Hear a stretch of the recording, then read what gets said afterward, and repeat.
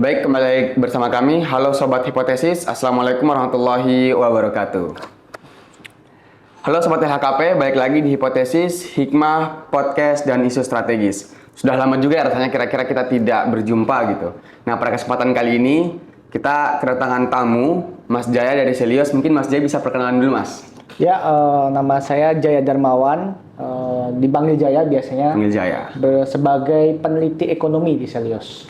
Peneliti ekonomi di Selios ya? Ya. Oke, Mas, saya Muhammad Al-Fatih gitu. Bisa dipanggil Fatih atau Al-Fatih, bebas mungkin. Oke.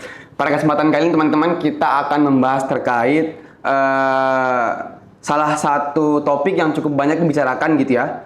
Yang kurang lebih kebijakan ini ya karena kita LHKP gitu ya basisnya, kebijakan publik. Maka pada kesempatan kali ini kita akan membahas salah satu kebijakan publik yang diinisiasi langsung oleh Presiden gitu, melalui Instruksi Presiden nomor 9 tahun 2025 tentang percepatan pembentukan koperasi desa atau kelurahan Merah Putih yang bertujuan untuk mempercepat pembentukan 8.000 koperasi desa. Nah gitu kira-kira Mas Jaya. Oke. Kalau sependek pengetahuan saya Mas Jaya ya, jadi tujuan dibentuknya Koperasi Desa Merah Putih melalui tadi Instruksi Presiden nomor 9 tahun 2025 itu untuk kemudian mempercepat produktivitas ekonomi warga desa, masyarakat desa seperti itu kira-kira.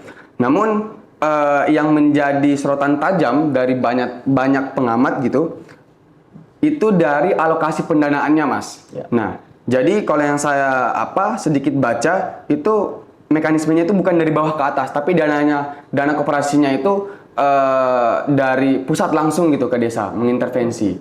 Nah dan juga ini yang sedikit saya pahami itu kemudian dapat menghilangkan otonomi desa itu sendiri. Mungkin begitu mungkin kalau sedikit dari saya. Mungkin Mas Jaya bisa kemudian tambahkan gitu Mas. Ya, begitu kira-kira. Ya betul. Ini salah satu program andalan gitu ya dari pemerintahan yang sekarang Prabowo Gibran gitu kan. Selain ada MBG gitu kan, ada food estate, ternyata juga ingin mencanangkan menghidupkan kembali koperasi dengan nama Koperasi Merah Putih, baik itu di desa dan kelurahan. Rencana itu targetnya sangat besar, sangat fantastis, itu 80.000 ingin dihidupkan di desa-desa. Dan terakhir ada mungkin pernyataan yang menarik ya dari diseminasi riset kami minggu lalu tentang Koperasi Merah Putih, yaitu di diskusi tersebut disampaikan bahwa kalau sampai mendekati tanggal 12 Juli launching, itu desa-desa belum menyetor akta pendirian koperasi, akan di-stop dulu pendanaan anggaran dana desanya.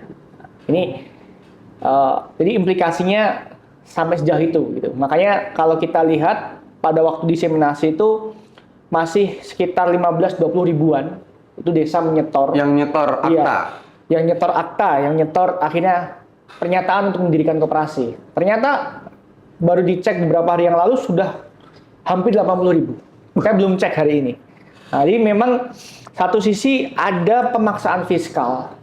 Satu sisi ada pemaksaan fiskal. Tidak hanya bahwa program ini dibuat secara top down, tapi ternyata ada implikasi bahwa terjadi upaya pemaksaan fiskal dari pemerintah terhadap perangkat desa, terhadap pemerintahan desa. Karena tadi ancamannya itu ya Mas ya, semisal sampai mendekati tanggal 12 Juli mereka tidak menyetorkan aktanya, dananya di stop. Ya. Iya. Dana desa di tahap kedua pencairannya akan di stop dahulu. Jadi ini kan membuat akhirnya pemerintah desa harus mencari orang, harus mencari entah itu tetangganya, bahkan keluarganya atau perangkat desa yang lain untuk membuat koperasi. Bahkan ada cerita menarik di Lombok, itu ada praktisi posyandu, dia disuruh bikin koperasi dan insentif yang dia biasa terima yaitu insentif posyandu dari anggaran dana desa itu direncanakan dipotong untuk simpanan wajib. Wajib. Jadi koperasi yang harusnya memiliki sifat terbuka dan sukarela ini malah terkesan memaksa. Ada paksaan dari pemerintah desa. Karena lagi-lagi pemerintah desa terancam anggarannya tidak diturunkan kalau tidak segera membuat koperasi. Ini problemnya sampai situ sekarang. Berarti memang karena biasanya koperasi itu orang-orang yang mau saja gitu ya Mas ya, yang suka rela. Tapi sekarang ini memang dari pusat benar-benar harus kemudian desa ini harus ada koperasinya gitu. Betul. Nah, jadi semisal desa tidak menyetorkan akta, itu di stop dananya, dan untuk kemudian untuk biar aktanya ini ada, berarti masyarakat atau perangkat desa ini memaksa gitu masyarakat untuk kemudian ikut bareng-bareng membuat perangkat membuat koperasinya gitu. Betul. Nah, mungkin selain itu Mas, selain daripada adanya intervensi atau kemudian paksaan secara fiskal gitu, kira-kira saya dan juga mungkin para pemirsa Sobat LHKP gitu ya, khususnya hipotesis gitu, kira-kira ada nggak dampak nyata lainnya gitu? Ya, betul.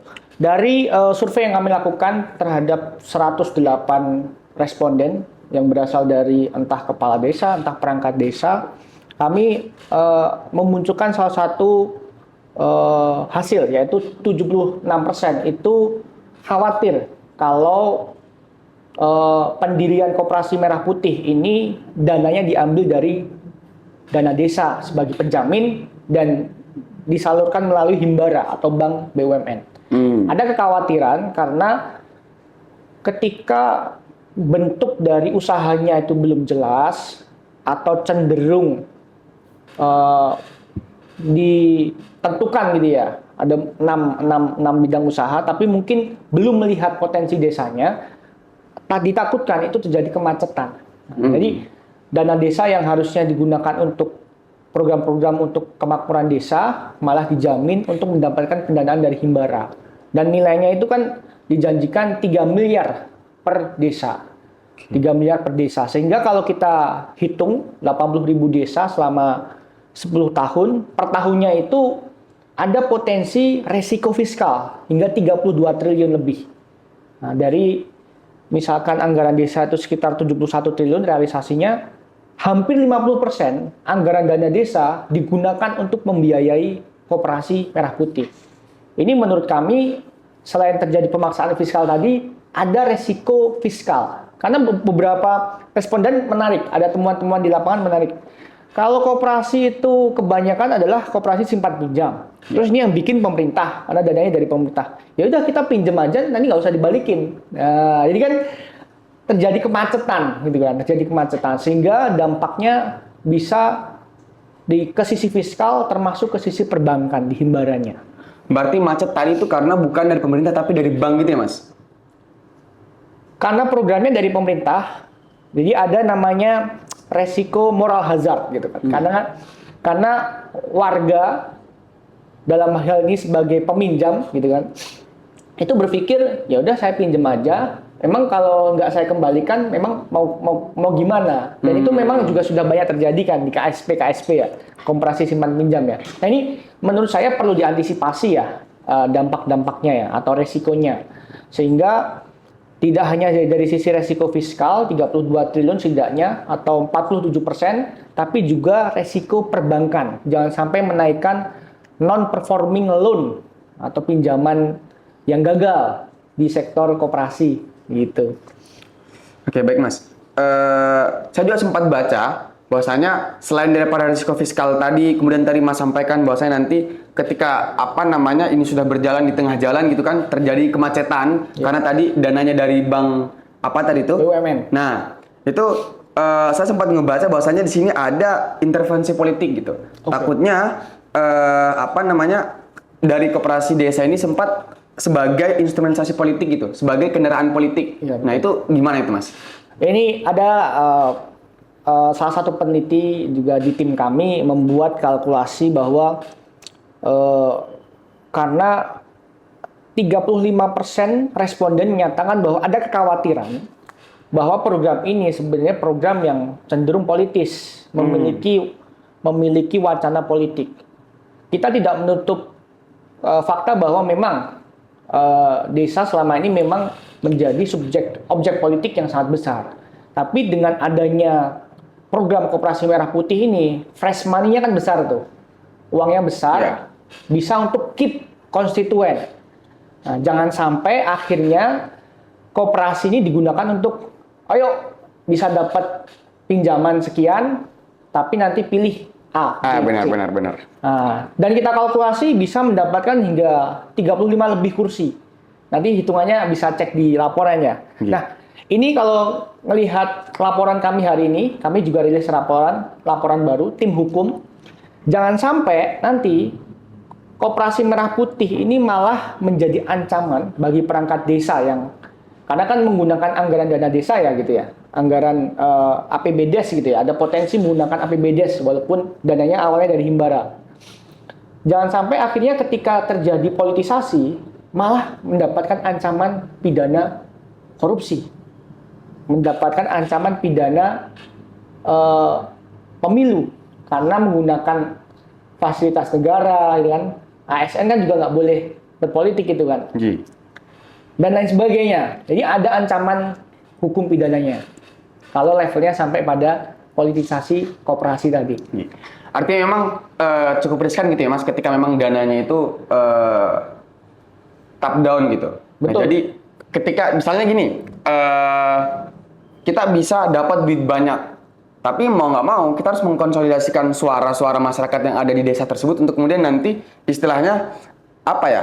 Iya, memilih si A ketika nanti mungkin ada suatu proyek-proyek politik gitu ya.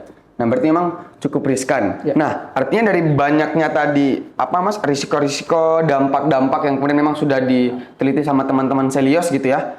Kira-kira bagaimana pendapat Mas Jaya sendiri gitu terkait pembentukan Koperasi Desa Merah Putih dengan kebutuhan real gitu yang memang betul-betul dibutuhkan sama masyarakat desa saat ini? Ya.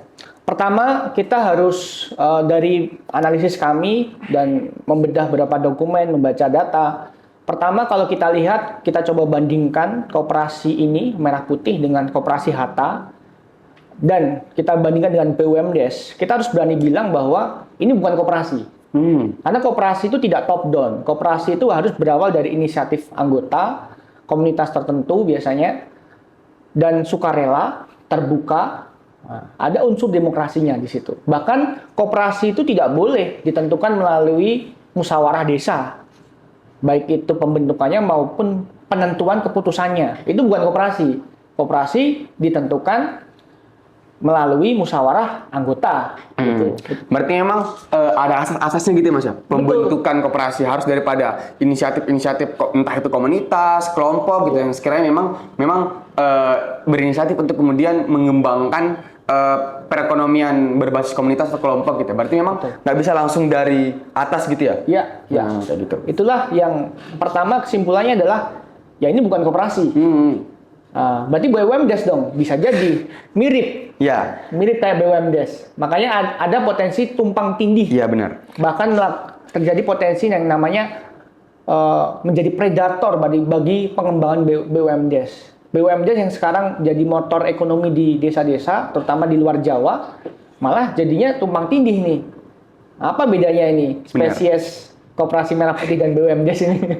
Nah, tadi Mas melanjutkan mungkin tadi ya sempat juga sedikit kami baca di laporan teman-teman Selios gitu, bahwasanya ketika nanti sudah disahkan Koperasi Desa Merah Putih ini tanggal 12 Juli gitu ya Mas ya, disahkan, betul. Itu bertepatan dengan Hari Koperasi Nasional kalau nggak salah. Okay. Nah, karena memang nanti akan tumpang tindih secara pelaksanaan dengan BUMDes gitu. Ya. Karena yang awalnya memang tadi Mas sempat jelaskan bahwasanya koperasi itu berdasarkan asas inisiatif dari kelompok komunitas, bukan dari atas. Nah, tapi dengan hadirnya Koperasi Merah Putih itu skemanya atau kemudian dananya dari atas, dari pemerintahan pusat, artinya memang nanti bakal sangat tumpang tindih itu dengan BUMDes gitu. Ya. Nah, kira-kira nanti ketika terjadi seperti itu nasib BUMDes kayak gimana tuh Mas? Nah, ini kita coba pakai hitungan yang clear aja ya gitu. BUMDes itu di Jawa itu sekitar 23.000. 23.000. Di luar Jawa lebih banyak lagi, 48.000. Jadi BUMDes di luar Jawa itu angkanya 2 kali lipat dibandingkan jumlah koperasi yang eksis. Oke. Nah, jadi BUMDes ini karena sudah menjadi wacana bertahun-tahun, ya kan, sebagai motor ekonomi desa akan sangat terancam itu kelangsungan usahanya. Di antara BUMDes ini terancam atau kalaupun menggarap bidang yang sama dikerjasamakan juga belum diatur gitu seperti apa mekanismenya. seperti apa bidang usahanya. Jadi menurut saya pemerintah perlu memperjelas dulu, di stop dulu. Nih misalkan kebijakan koperasi merah putih dilihat dulu, mending daripada bikin koperasi merah putih sebagai entitas baru, mending dievaluasi dulu kebijakan BUMDes kita itu sudah sejauh apa. Karena kalau tiba-tiba muncul entitas baru, jadinya kan memunculkan masalah baru, karena BUMDes juga belum sepenuhnya mungkin bermanfaat gitu ya, berdampak di beberapa titik mungkin berdampak, tapi perlu kita evaluasi juga. Gitu. Oke, kira-kira Mas, karena kan tujuan daripada koperasi merah putih ini untuk kemudian tadi ya, untuk kemudian mempercepat produktivitas ekonomi di pedesaan gitu. Nah, kira-kira sebelum di launching nih, dengan tadi berbagai macam analisis, dampak, dan lain sebagainya, kira-kira ada nggak koperasi yang saat ini secara organik itu bermanfaat dan berdampak bagi masyarakat desa tersebut gitu? Kira-kira udah ada nggak koperasi yang sudah berdampak gitu? Di Indonesia ya? Iya, ini yang koperasi secara organik gitu Mas, bukan tadi dengan koperasi merah putih gitu kan? Iya, betul. Ada salah satu contoh yang paling bagus itu adalah saya agak lupa namanya, koperasi di Kalimantan Barat, di salah satu kabupaten di Kalimantan Barat, Kali Kunang apa ya kalau nggak salah namanya. Koperasi ini menurut saya dia akan tertawa ketika dengar Koperasi merah putih. program pemerintah Koperasi Merah Putih dengan tawaran 3 miliar selama 10 tahun. Karena modal koperasi ini sudah 2,3 triliun. Dia punya modal 2,3 triliun. Jadi ini sebenarnya entitas di Kalimantan Barat yang kita sebut mungkin pelosok gitu ya. Beberapa orang Jawa mungkin bilang Kalimantan Barat itu pelosok, ternyata berhasil secara kolektif membangun koperasi yang survive. Tidak hanya survive, tapi punya modal hingga 2,3 triliun. Saya kira perusahaan-perusahaan di Yogyakarta tidak banyak yang memiliki modal di nilai tersebut. Dia punya sekolah, dia punya toko, dia punya pertanian, dia punya retail, ya kan? Ini mungkin bisa mencontoh, dia mungkin mencontoh juga seperti yang di Singapura. Singapura yang kita anggap itu kapitalis, ternyata 50% lebih retailnya dikuasai oleh NTUC, operasi retail. Nah, ini makanya koperasi yang di Kalimantan Barat ini daripada pemerintah sibuk membuat program yang top down, belajar dulu aja nih sama rekan-rekan yang di Kalimantan Barat.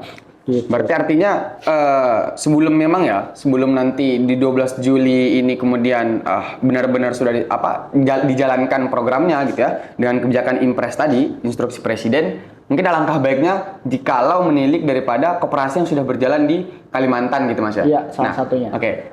Selain itu Mas, selain daripada sudah ada nih alternatif atau kemudian koperasi yang sudah berjalan di Kalimantan, kira-kira ada nggak rekomendasi daripada Mas Jaya atau mungkin dari teman-teman Selios gitu untuk kemudian mengantisipasi dari dampak-dampak yang akan terjadi yang sudah diteliti sama teman-teman gitu? Ya, memang pertama harus kita sebutkan dulu, selain tadi kita menyebutkan bahwa program ini bukan koperasi, berarti yang kedua perlu di stop dulu.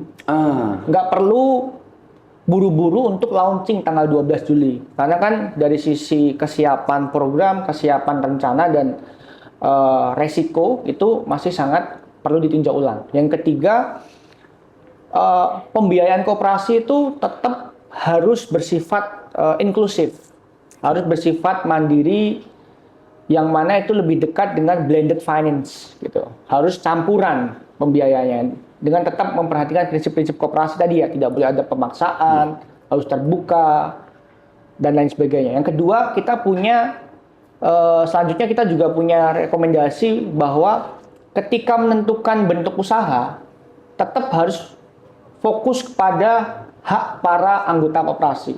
Kalaupun pemerintah mau dorong dalam bentuk kebijakan. Misalkan pemerintah punya data yang lengkap, coba petakan di Indonesia itu potensi produk apa saja atau komoditas pertanian apa saja misalkan. Itu yang bisa didorong di tiap-tiap desa dan kelurahan. Untuk dikelola sama koperasi. Untuk dikelola sama koperasi. Ya. Tunjukin aja datanya, teman-teman silahkan.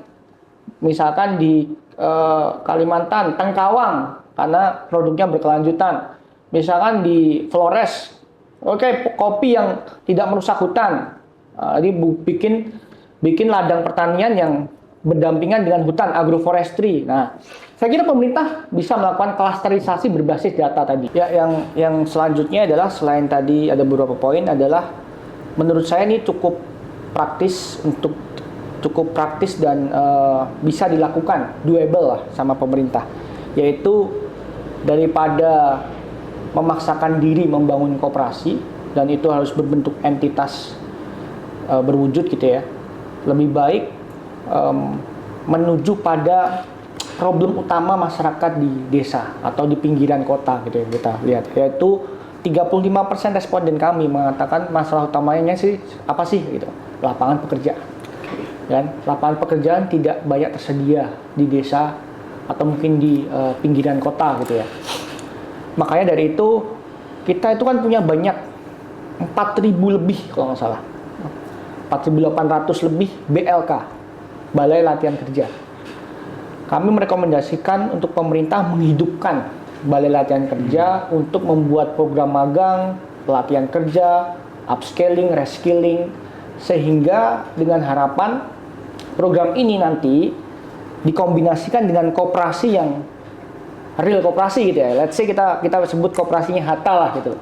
Sehingga kita dengan asumsi misalkan setiap koperasi itu bisa menerima magang berbayar atau menjadikan pekerja hingga misalkan satu koperasi 20 orang misalkan gitu ya, atau 10 orang gitu kan. Itu akan meningkatkan serapan tenaga kerja yang sangat tinggi di Indonesia.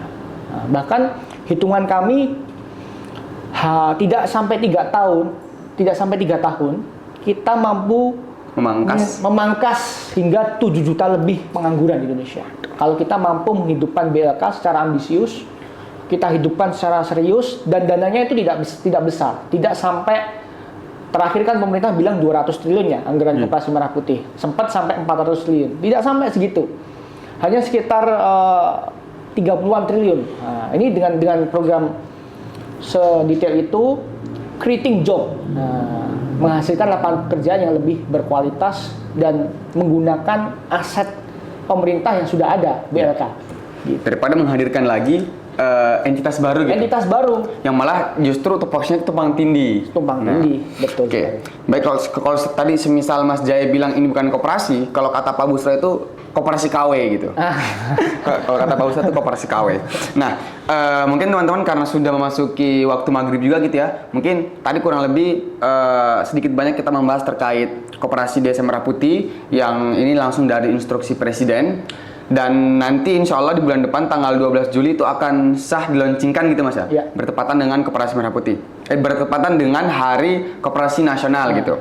Tadi dengan banyaknya dampak yang kemudian nanti akan dirasakan oleh masyarakat gitu terkait perangkat desa itu dia diintervensi secara fiskal, akan di stop dananya kalau misal tidak mengumpulkan akta, kemudian juga 76% perangkat desa itu khawatir jika dananya langsung dari Bank Hilmara itu karena takut di tengah jalannya program itu akan macet gitu. Terus juga takutnya ini sebagai kendaraan politik gitu ya, karena memang dananya dari atas gitu, dari pemerintah pusat ke desa. Karena dengan dana yang banyak pasti nanti ada iming-iming untuk kemudian dikotak-kotakkan secara pemilihan gitu. Dan tadi juga tidak lupa yang paling penting adalah saran gitu. Saran dari Mas Jaya juga teman-teman Selyos, alangkah baiknya jikalau ini sebelum tanggal 12 nanti tidak usah terburu-buru untuk dilaunchingkan. Di stop dulu, ditelaah lebih jauh, dikaji lebih jauh, tentu tadi dengan dampak-dampak yang sudah dipaparkan oleh Mas Jaya gitu. Dengan tadi kemudian memaksimalkan badan latihan kerja gitu ya, untuk kemudian menopang kapasitas kualitas sumber daya kita yang ada gitu kan, untuk kemudian menghadirkan lapangan-lapangan pekerjaan yang lebih berkualitas. Betul. Nah, mungkin Mas Jaya ada kata-kata mungkin sebelum kita akhiri podcast ini. Mungkin singkat saja gitu Mas. Oke, mungkin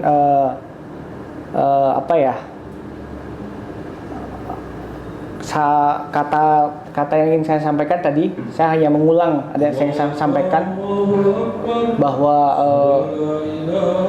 koperasi itu harus kembali kepada rakyat, gitu. Harus kembali kepada anggotanya. Nah, maka dari itu konsep yang top down, dan ini kan replikasi dari kebijakan-kebijakan lainnya. Pemerintah sering memakai kebijakan yang cenderung top down. Itu tidak akan berhasil. Akan memiliki resiko fiskal yang besar, resiko perbankan yang besar, dan resiko politik yang tidak kecil.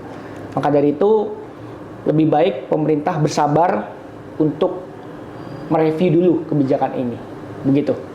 Oke, baik. Terima kasih Mas Jaya atas